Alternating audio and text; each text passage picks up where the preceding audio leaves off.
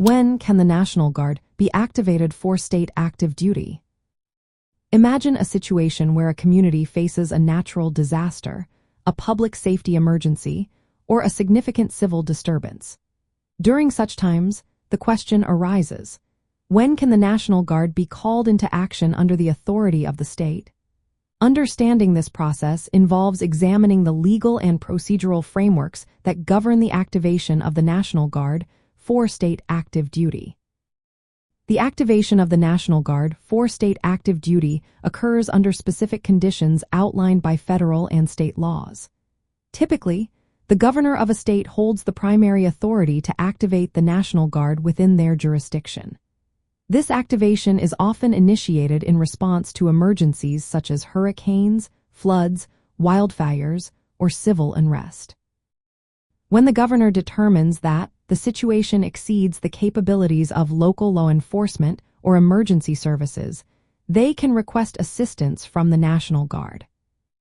State active duty activation is authorized when the governor issues a formal order, which is often based on the recommendation of emergency management agencies or law enforcement officials. This order allows the National Guard to operate under the command of the state government, providing support such as search and rescue operations, disaster relief, security, and logistical assistance. Unlike federal activation, which involves the President of the United States deploying the Guard under federal authority, state active duty keeps the Guard under the control of the state government.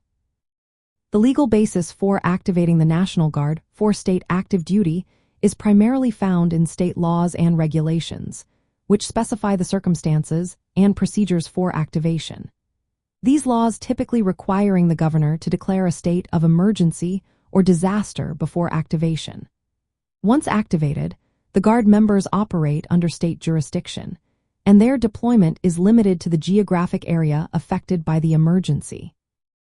In summary, the National Guard can be activated for state active duty when a state emergency or disaster occurs, and the governor determines that the situation requires additional support beyond local resources. This activation is formalized through a gubernatorial order, enabling the Guard to assist in managing and mitigating the emergency within the state's boundaries.